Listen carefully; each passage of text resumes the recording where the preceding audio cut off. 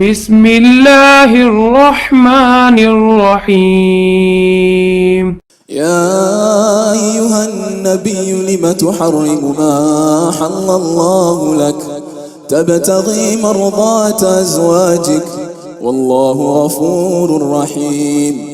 اے پیغمبر صلی اللہ علیہ وآلہ وسلم، جو چیز اللہ نے تمہارے لیے جائز کی ہے تم اس سے کنارہ کشی کیوں کرتے ہو؟ کیا اس سے اپنی بیویوں کی خوشنودی چاہتے ہو؟ اور اللہ بخشنے والا ہے، مہربان ہے۔ قد فرض الله لكم تحلة أيمانكم والله مولاكم وهو العليم الحكيم۔ اللہ نے تم لوگوں کے لیے تمہاری قسموں کا کفارہ مقرر کر دیا ہے، اور اللہ ہی تمہارا کارساز ہے، اور وہ دانا ہے، حکمت والا ہے۔ وَإِذَا سَرَّ النَّبِيُّ إِلَى بَعْضِ أَزْوَاجِهِ حَدِيثًا فَلَمَّا نَبَّأَتْ بِهِ وَأَظْهَرَهُ اللَّهُ عَلَيْهِ عَرَّفَ بَعْضَهُ وَأَعْرَضَ عَنْ بَعْضٍ فَلَمَّا نَبَّأَهَا بِهِ قَالَتْ مَنْ أَنبَأَكَ هَذَا قَالَ نَبَّأَنِيَ الْعَلِيمُ الْخَبِيرُ۔ اور یاد کرو جب پیغمبر صلی اللہ علیہ وآلہ وسلم نے اپنی ایک بیوی سے ایک بید کی بات کہی تو اس نے دوسری کو بتا دی، پھر جب اس نے اس کو ظاہر کر دیا اور اللہ نے اس حال سے پیغمبر صلی اللہ علیہ وآلہ وسلم کو آگاہ کر دیا تو پیغمبر صلی اللہ علیہ وآلہ وسلم نے ان بیوی کو وہ بات کچھ تو جتائی اور کچھ نہ بتائی۔ سو جب وہ بات ان کو بتائی تو وہ پوچھنے لگیں کہ آپ کو یہ کس نے بتایا؟ فرمایا کہ مجھے اس نے بتایا ہے جو سب کچھ جاننے والا ہے، خبردار ہے۔ إن تتوبا إلى الله فقد سغت قلوبكما وإن تظاهرا عليه فإن الله هو مولاه وجبريل وصالح المؤمنين والملائكة بعد ذلك ظهير۔ اگر تم دونوں اللہ کے آگے توبہ کرو تو بہتر ہے، کیونکہ تم دونوں کے دل مائل ہو ہی گئے ہیں۔ اور اگر پیغمبر صلی اللہ علیہ وآلہ وسلم کے خلاف باہم اعانت کرو گی تو اللہ اور جبرائیل اور نیک کردار مسلمان ان کے حامی اور دوست دار ہیں، اور ان کے علاوہ سب فرشتے بھی مددگار ہیں۔ عسى ربه إن طلقكن أن يبدله أزواجا خيرا منكن مسلمات مؤمنات قانتات تائبات عابدات سائحات ثيبات وأبكارا۔ اے ازواج نبی، اگر پیغمبر صلی اللہ علیہ وآلہ وسلم تم کو طلاق دے دیں تو عجب نہیں کہ ان کا پروردگار تمہارے بدلے ان کو تم سے بہتر بیویاں دے دے، مسلمان، ایمان والیاں، فرما بردار، توبہ کرنے والیاں، عبادت گزار، روزہ رکھنے والیاں، شادی شدہ اور کنواریاں۔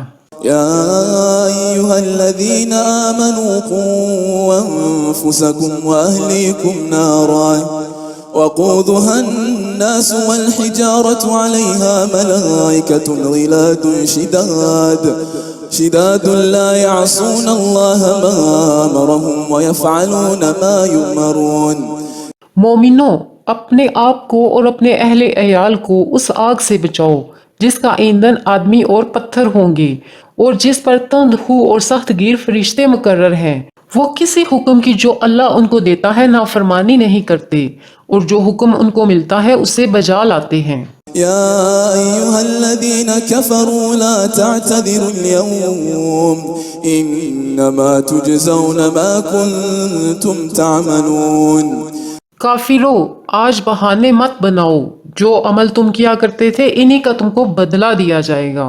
يا أيها الذين آمنوا توبوا إلى الله توبة نصوحا عسى ربكم أن يكفر عنكم سيئاتكم ويدخلكم جنات تجري من تحتها الأنهار يوم لا يخزي الله النبي والذين آمنوا معه نورهم يسعى بين أيديهم وبأيمانهم يقولون ربنا أتمم لنا نورنا واغفر لنا إن إنك على كل شيء قدير. مومنوں، اللہ کے آگے صاف دل سے توبہ کرو، امید ہے کہ وہ تمہارے گناہ تم سے دور کر دے گا اور تم کو جنتوں میں جن کے نیچے نہریں بہہ رہی ہیں داخل کرے گا۔ اس دن اللہ پیغمبر صلی اللہ علیہ وآلہ وسلم اور ان لوگوں کو جو ان کے ساتھ ایمان لائے ہیں رسوا نہیں کرے گا، بلکہ ان کا نور ایمان ان کے آگے اور داہنی طرف روشنی کرتا ہوا چل رہا ہوگا، اور وہ اللہ سے التجا کریں گے کہ اے پروردگار، ہمارا نور ہمارے لیے پورا کر اور ہمیں معاف فرما، بے شک اللہ ہر چیز پر قادر ہے۔ يا أيها النبي جاهد الكفار والمنافقين واغلظ عليهم ومأواهم جهنم وبئس المصير.